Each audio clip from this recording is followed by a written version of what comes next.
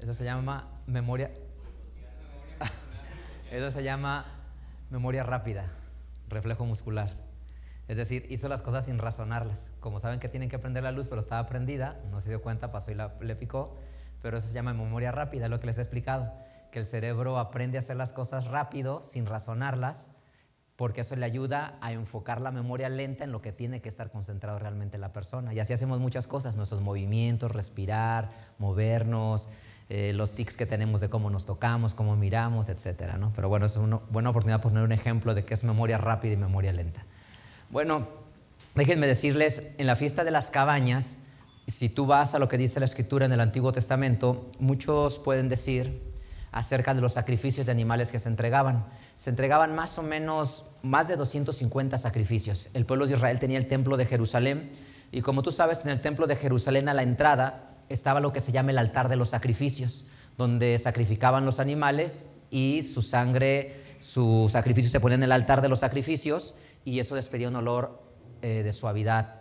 Y de eso se comía una parte el oferente y otra parte el sacerdote. Pues algo parecido, por decirlo así. Y entonces habían más o menos una cosa así como más de 250 sacrificios en toda la fiesta de las cabañas. Y para el pueblo era mucha alegría porque iban, llevaban a su animalito, lo sacrificaban y se lo regresaban ya cocinado, déjame decirlo así, y entonces se sentaban las familias a comer y comían y danzaban y se gozaban y se alegraban, ¿no? Entonces era la forma como que llevárselo, perdona la expresión o el ejemplo, la analogía, pero es como llevárselo al chef, el chef lo preparaba y se lo regresaba a las familias y se quedaban fuera las familias y comían y celebraban y hacían gran gozo y júbilo y alegría, ¿no? Ahora en el presente, las cosas tienen un sentido espiritual.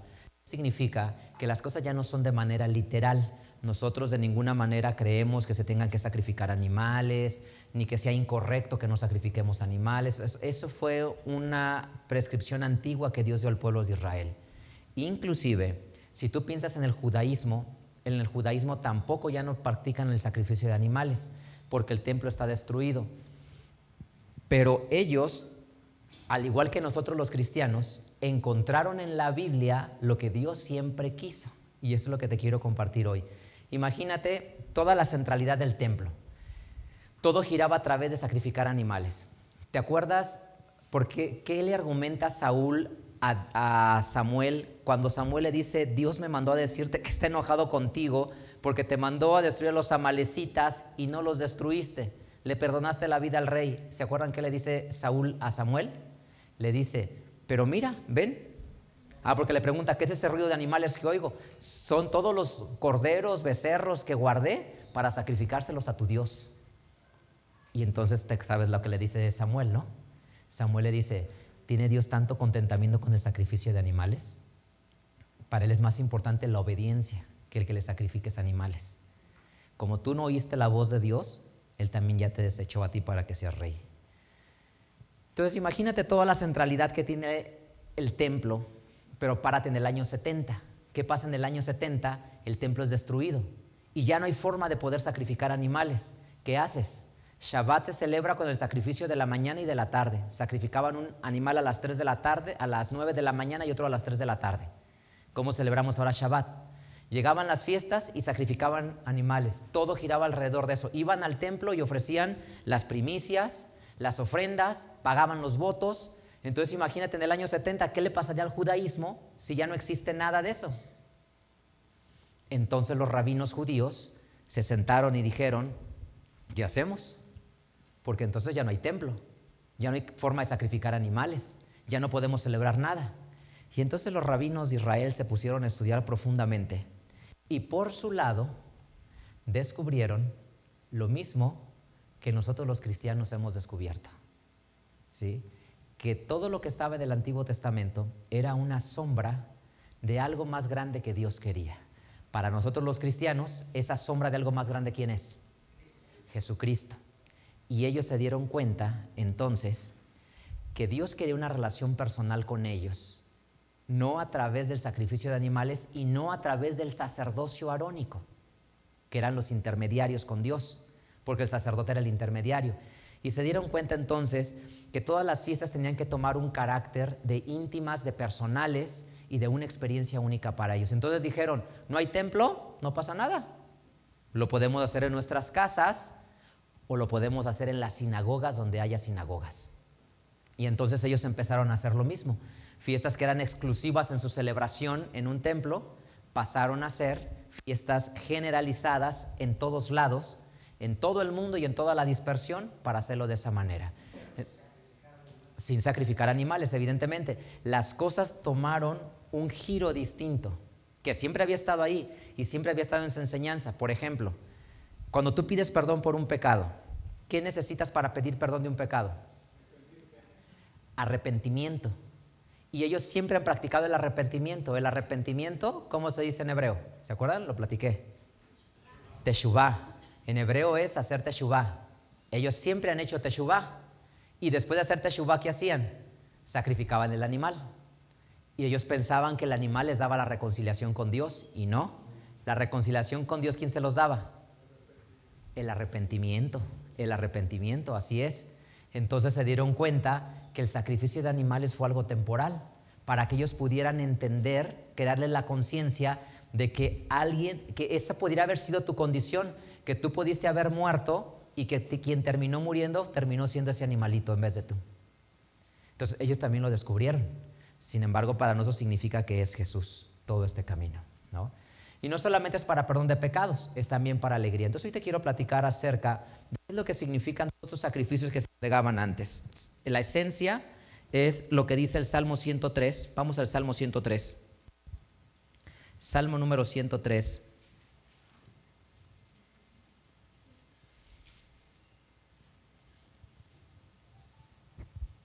Versículo 2. Entonces, ¿por qué se le sacrifica a Dios? Salmo número 103, versículo 2. ¿Por qué se le sacrifica a Dios? Dice, bendice alma mía al Señor y no olvides ninguno de sus beneficios. Primera idea que quiero que tengas bien clara. ¿Por qué se le sacrifica a Dios? Por gratitud. Esa es la primera parte. Se le sacrifica a Dios por gratitud, porque por eso dice el Salmo 103:2, bendice alma mía al Señor y no olvides ninguno de sus beneficios. ¿Qué es lo que se necesita? Estar consciente de los beneficios de Dios, y eso es lo que quiero que pienses. Trata de pensar si Dios ha hecho beneficios en tu vida y cuáles son esos beneficios que forma que haya gratitud en ti. Deja darme un ejemplo. Dani no tiene celular, ¿no? Y todos sus amiguitos tienen celular, en la secundaria, en Montaña del Rey, y él no tiene. Entonces imagínate que si su papá buena onda saca ahorita, ¿cuál es el último iPhone? ¿Qué número es? ¿En qué lo vamos? 17, ok. Saco ahorita el 17 frente y le digo, Dani, aquí está el iPhone 17. ¿Qué expresión creen que haría Dani? Se pondría contento y Dani se está tan emocionando que piensa que lo traigo ahí. No lo traigo ahí, no te emociones. Entonces imagínate, se lo pongo y se lo doy y quiere a Dani, se pondría feliz, ¿no? Estaría súper contento. Bueno, ese ejemplo de gratitud, de alegría, es lo que todos vamos a hacer una cooperación ahorita para comprártelo. No hay nada, le falta mucho. Entonces, pero lo que les quiero decir es, imagínate la alegría y la felicidad.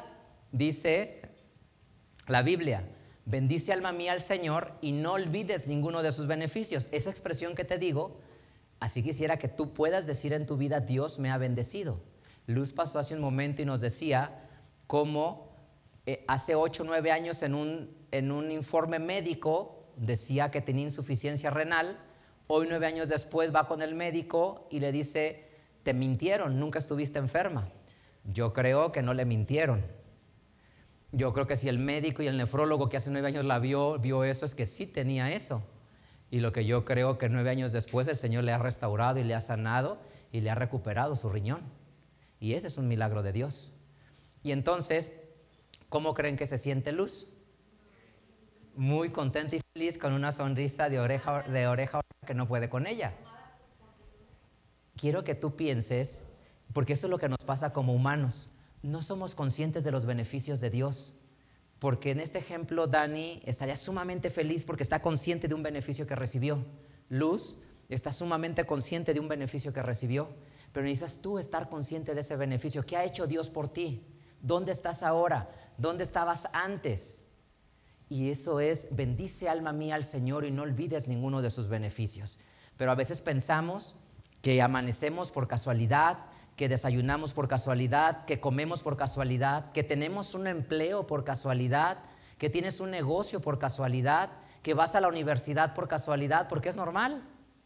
Y no, darle gracias a Dios es decir, es gracias a Él, todo lo que tengo es por Él, todo absolutamente. Mi conocimiento, mi apego a Él, mi dinero, lo que tú tengas, tu proyección, tus sueños, tu visión de vida, todo esto que eres tú, Dios te lo ha regalado.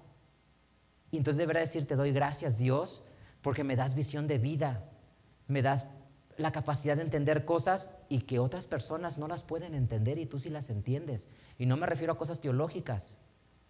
Quizá tú sí comprendes lo importante que es cuidar a tus hijos. Y el que tú estés consciente que tienes que cuidar a tus hijos y darles acompañamiento, esa es una bendición. Porque quizá otras personas no alcanzan a ver eso y tú sí lo ves. Que haya una persona que te traiga a la congregación para que escuches la palabra de Dios. Alguien tiene cuidado de ti porque te trae a la congregación. Pero pensamos que es casualidad todo. Y no. Y por eso dice, no olvides ninguno de sus beneficios. La parte central de los sacrificios que se hacen en cabañas es que las personas comprendan esto. Dios quitó las cosas externas. Los humanos somos así. En una etapa primitiva, los humanos necesitamos cosas externas. Y cuando te elevas, ya no necesitas cosas tangibles. Por ejemplo, ¿qué le dio Dios a Moisés cuando subió al monte Sinaí? Pero físicamente, ¿qué le dio?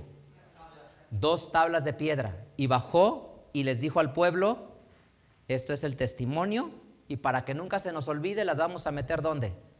Adentro del arca del pacto, ¿sí? Llegan a la tierra prometida con Josué y enfrente del monte Ebal y Gerizim les dice Josué, recojan 12 piedras revocadas con cal, pónganlas sobre los montes y escriban todas las tablas de la ley, todas las palabras de la ley para que estén de testigos. ¿Qué levantaron? Unos monumentos. ¿Qué necesitaban? Cosas visibles, tangibles, ¿sí? Los israelitas cuando los mordían las serpientes en el desierto, ¿qué les levantó Dios? Una serpiente de bronce para que voltearan a verla y fueran salvos. El ser humano en un estado primitivo necesita cosas externas, en un estado inicial, ¿sí? Cuando viene Jesús, ¿qué es lo que dice? O bueno, que dice la profecía de Jeremías 31 y que hace Jesús en Mateo 5 y Pablo lo asegura en Hebreos 8 y 9. Lo que dice, ya no necesitamos 2 tablas de piedra, ¿verdad que ya no? ¿O sí necesitan 2 tablas de piedra? ¿Les encantaría tener las tablas de Moisés? Y decir, imagínense que encontramos las tablas de Moisés y las queremos poner aquí frente a todos nosotros. ¿Necesitamos las tablas de Moisés? No. ¿Por qué no? Porque ahora las tenemos en el corazón. Importante es que esté acá. Por eso cuando me tardé tantos meses en tener unas tablas al frente y muchos se preocupaban, yo me daba cuenta y decía, caray, o sea, ¿necesitas algo externo? No, lo importante es que esté en mi corazón, ¿sí? Y esa es la parte central que quiero que te des cuenta. Dios nos ha llevado a otro nivel de comprensión donde ya no necesitas cosas externas. Por eso ya no existe el templo en nuestros tiempos. Por eso no existe el arca del pacto. Por eso no existen las tablas de la ley. Porque ahora tiene que ser espiritual. Hebreos, Pablo nos enseña a nosotros como un rabino del cristianismo. Hebreos capítulo 10. Pero eso, te quiero decir que también los judíos lo descubrieron en el año 70, y del año 70 para acá creen igualito que nosotros, como cristianos, quiero decir. Obviamente ellos no aceptan a Jesús y nosotros sí aceptamos que Jesús es el camino. Hebreos capítulo 10. Dios los forzó, miren la grandeza de Dios. Dios los forzó y por esa gran necesidad los puso y les dijo, a ver, les quito el templo, se los destruyó, ¿ahora qué van a hacer? ¿Se acabó su fe? ¿Se acabó su identidad y su religión porque ya no hay un templo? ¿Ya no hay sacerdotes? ¿Ya no hay levitas? Y se dieron cuenta que siempre hay espacio para crecer. Hebreos capítulo 10, versículo número 8. Diciendo arriba, sacrificio y presente y holocaustos y expiaciones por el pecado no quisiste ni te agradaron, las cuales cosas se ofrecen según la ley. ¿Cuál ley? La de sacrificio de animales, la filiación. Entonces dijo, heme aquí para que haga, oh Dios, tu voluntad. Quítalo primero. ¿Qué es quítalo primero? El sacrificio de animales para establecer lo último, lo final. ¿Qué es lo final? El sacrificio espiritual a través de Jesucristo. Y eso es lo que explica él. Y entonces, primera carta de Pedro capítulo 2, primera carta de Pedro capítulo 2,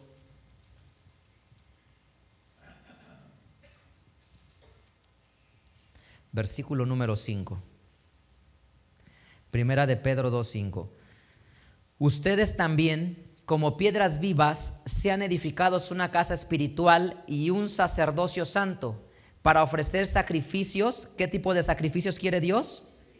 Espirituales, agradables a Dios por Jesucristo. Entonces lo que Él quiere es sacrificios espirituales, ¿sí? A él no le interesa, y nunca le ha interesado en ese sentido, el sacrificio de los animales.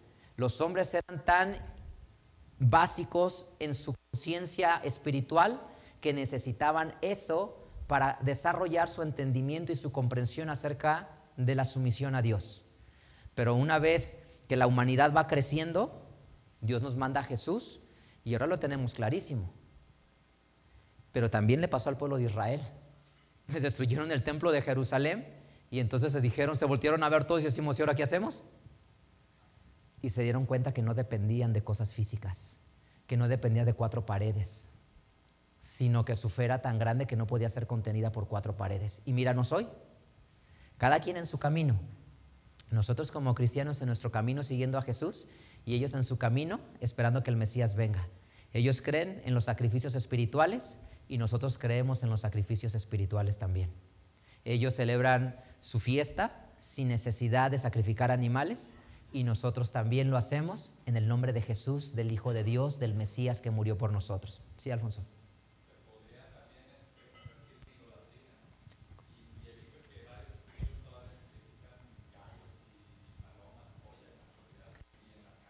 Exactamente. Y esa es la parte importante. Déjenme hacer la analogía. Ahorita dice Alfonso que esto se podría volver también como idolatría, el abuso de los elementos externos como vehículo, como medio para conectarte con Dios, se puede convertir en idolatría. Y yo digo, sí, Dios les puso la serpiente de metal. ¿Y qué fue lo que hizo el pueblo de Israel? Se volvió idólatra hacia la serpiente. La tuvieron que destruir después porque esos elementos se vuelven señal de idolatría. Y así es. Y sí le pasa a algunas corrientes en el judaísmo mal entendidas de que siguen sacrificando sin entender la parte central, cuál es la importancia de esa conexión con Dios. Sí.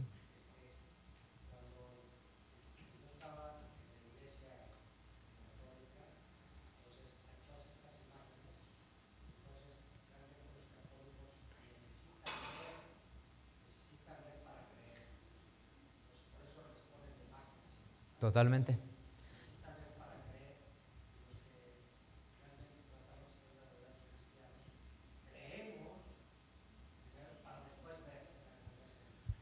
Así es, de no necesitar un medio. Gracias, Manuel, totalmente de acuerdo. Y es parte de la teología que con la justificación de por qué tienen imágenes es para facilitarle lo que dijiste al creyente, tener una conexión y una intimidad con Dios. Totalmente de acuerdo. Entonces ahora vamos a lo importante. Ya que tú y yo sabemos que en Cabañas es una época de sacrificarle a Dios, de ofrecerle, de darle nuestro corazón, de brindarnos delante de Él, viene lo difícil. Porque antes es bien fácil cumplirle a Dios. ¿Lo hizo o no lo hizo? Agarro mi palomita si no tengo fuertes recursos económicos, agarro mi vaca si sí tengo fuertes recursos económicos, agarro mis primicias si soy un agricultor y llego y las presento y las entrego. Y alguien puede decir, check, ya, lo hizo, cumplió, ¿sí? Pero piensen en el ejemplo de Caín y Abel. ¿Los dos le llevaron físicamente algo a Dios? Sí. ¿Los dos quedaron bien delante de Dios? ¿Por qué no? ¿Por qué uno no quedó bien delante de Dios? Por su corazón con el que había ido. Entonces ahora deja traerlo aquí al presente. Ya no tienes nada que traer de decir, yo le cumplí a Dios porque traje esto, etcétera. ¿Cómo puedes probarle a Dios como Caín y Abel tu sacrificio? con tu corazón. Romanos capítulo 12. Capítulo 12.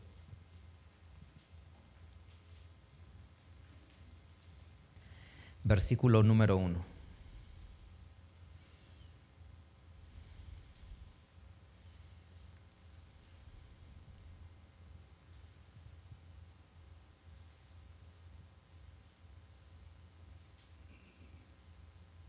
Dice así: así que, hermanos, les ruego por las misericordias de Dios que presenten sus cuerpos en sacrificio vivo, santo, agradable a Dios, que es ¿qué?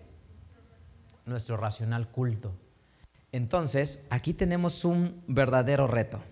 Y voy a ir a la literatura del Antiguo Testamento. Aquí tenemos un verdadero reto: que tú te presentes en sacrificio vivo delante de Dios. Mi pregunta para ti es: ¿te ofreces el sacrificio vivo delante de Dios? Solo tú lo sabes, ¿sí? Y Dios evidentemente que lo acepte y que nos acepte delante de Él.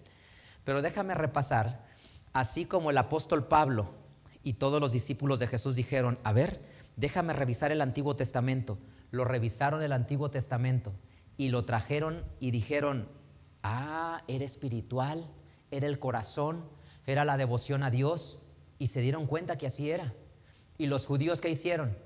Fueron al Antiguo Testamento y se dieron cuenta lo mismo. Quiero que tú y yo vayamos juntos al Antiguo Testamento y entiendas a qué se refiere cuando dice: tu racional culto vivo y agradable ofrece sacrificios espirituales. Y quiero que lo veas y digas: yo hago eso.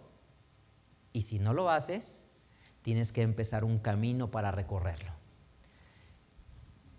Déjame ponerte un ejemplo para ser más claro y fácil para ti. ¿Está bien que nos venguemos y guardemos rencor a alguien? ¿Por qué no?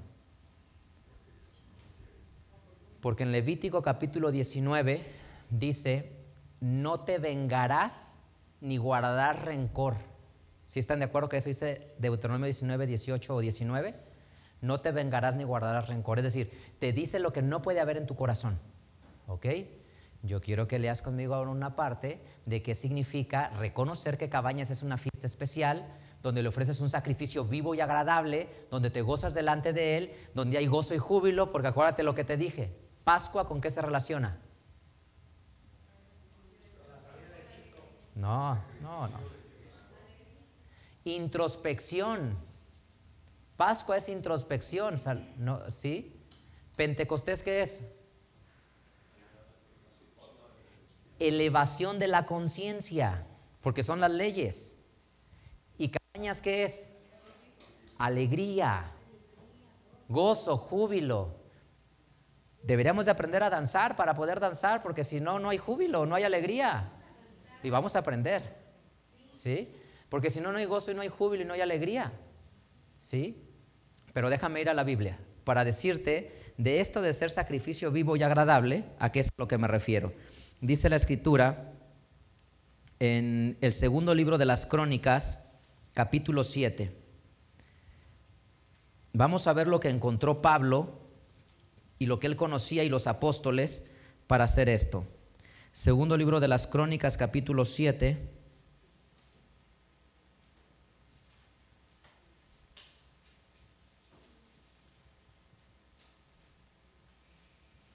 Versículo 3. Y como vieron todos los hijos de Israel descender el fuego y la gloria del Señor sobre la casa, mira lo que les pasó. ¿Qué dice que hicieron?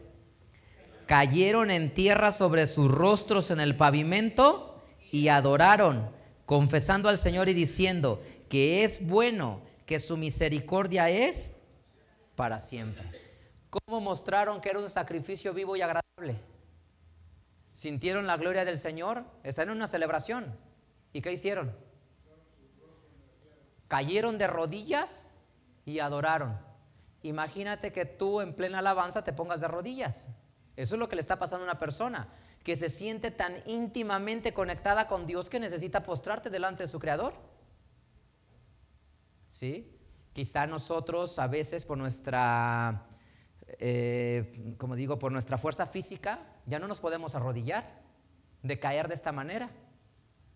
Pero si no puedes arrodillarte por tu condición física, pues imagínate la reverencia que puedes hacer delante del Señor, de lo que significa. Y ahora, vamos a empezar a leer versículos de cosas que encontramos que pasaba con ellos. La Escritura dice, Salmo 134, Salmo 134, pero para que una persona tenga la necesidad de arrodillarse, Salmo 134, ¿qué crees que le tuvo que haber pasado? Para que una persona tenga la necesidad de arrodillarse, ¿qué crees que le tuvo que haber pasado en la alabanza? Una enorme intimidad con Él, que sintió cada expresión que estuvo cantando, porque eso lo lleva a tener esa necesidad, que tiene esta conexión, esa intimidad tan profunda, que lo puede hacer de esa manera. Salmo 134, 1 al 3.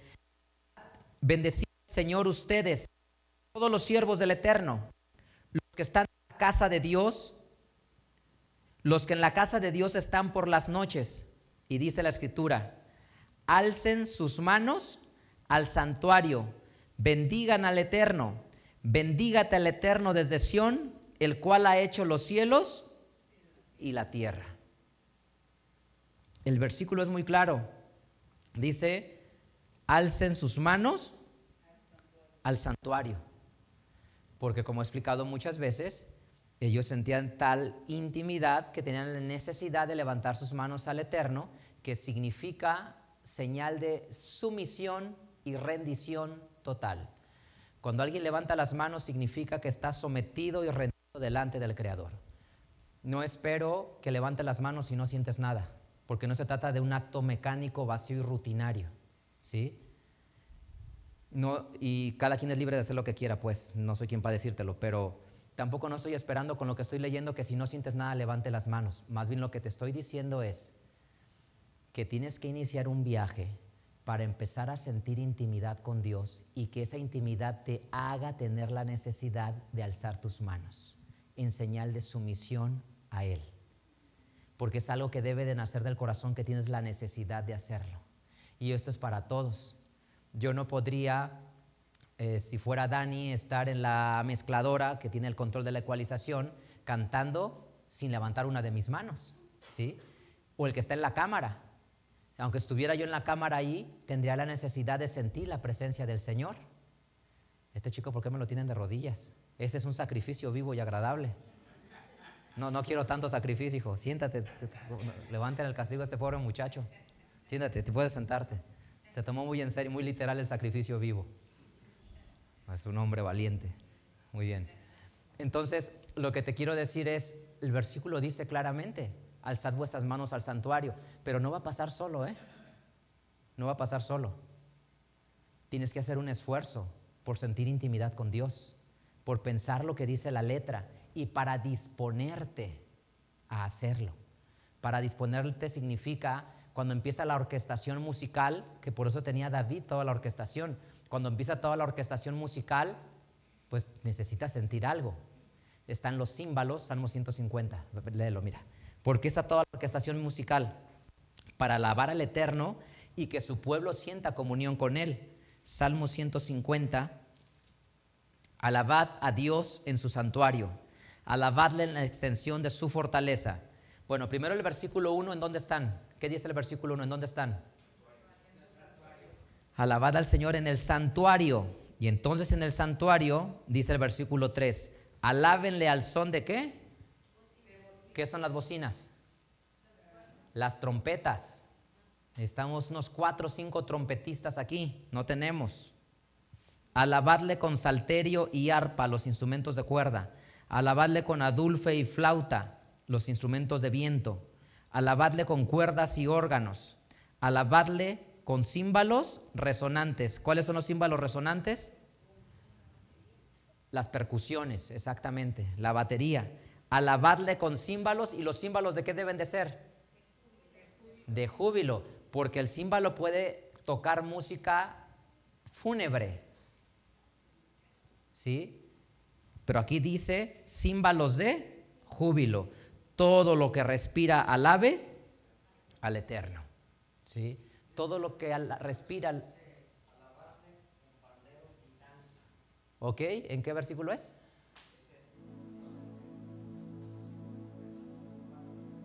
Sí. 4. Alabadle con adufe y flauta, alabadle con cuerdas y órganos. ¿Y ahí cómo dice? Con danza. ¿Ok? Porque el pueblo de Israel así lo hacía, ¿no? Y ya lo he explicado muchas veces. Quitémonos de la mente la confusión que existe de decir, es que en el templo no lo hacían. Sí, pues en el templo nadie entraba.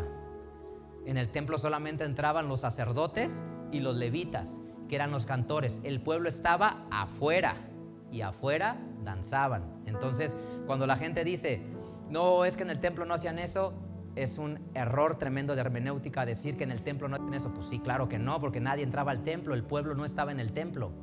El pueblo estaba afuera del templo, ¿sí? En el atrio. Allí estaba el pueblo, y allí sí el pueblo se daba en adoración a su Dios, ¿sí? Ahora, aquí mismo en el libro de los Salmos, Salmo número 63,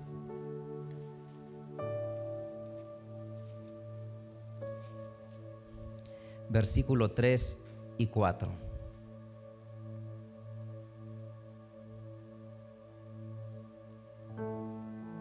Porque mejor es tu misericordia que la vida, mis labios te alabarán.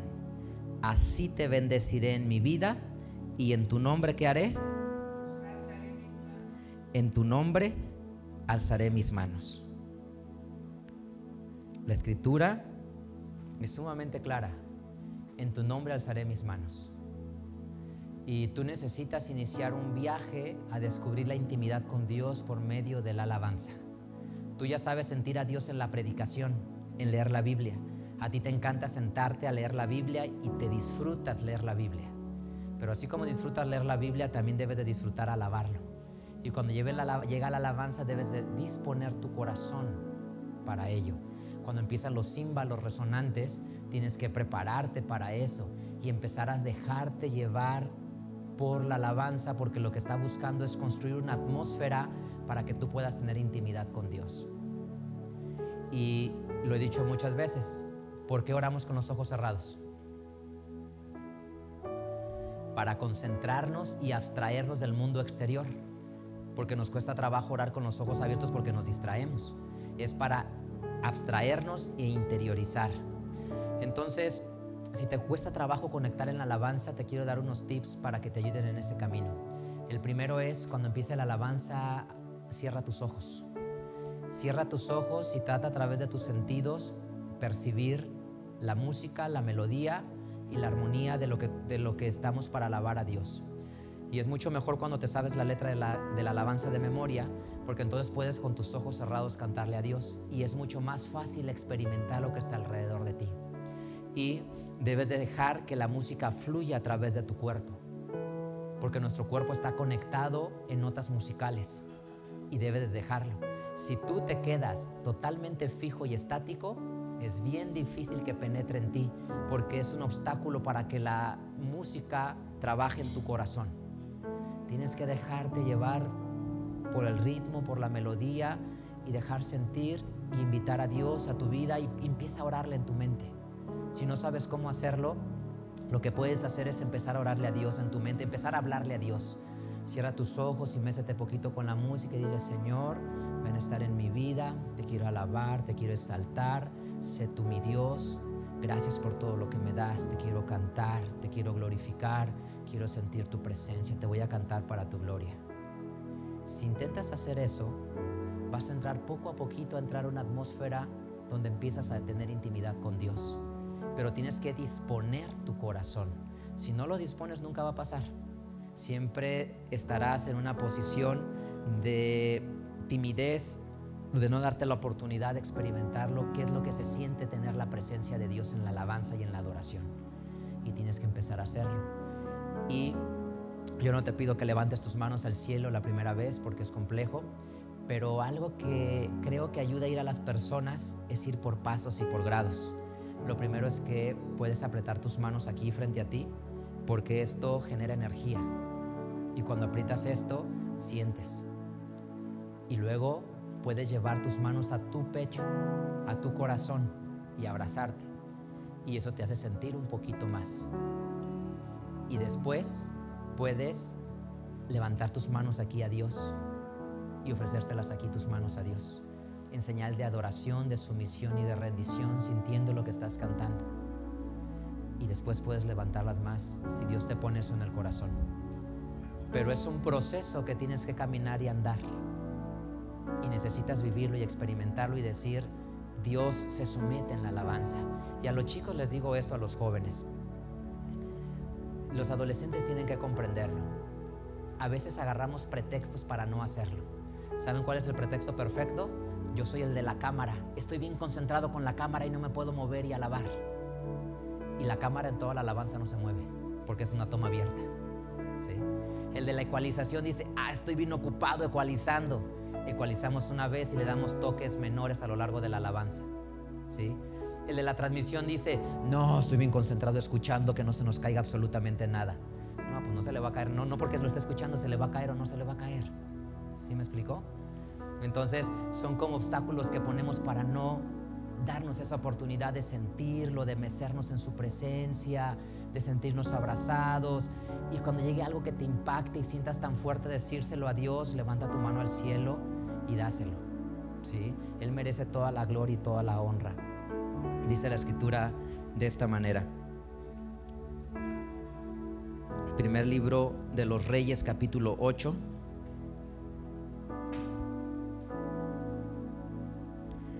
Primer libro de los Reyes, capítulo 8, versículo número 54.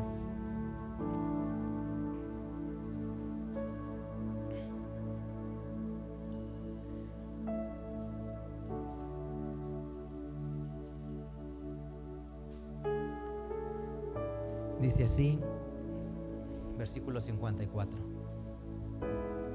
Y fue que como acabó Salomón de hacer al Eterno toda esta oración y súplica, levantóse de estar de rodillas delante del altar del Señor con sus manos extendidas al cielo.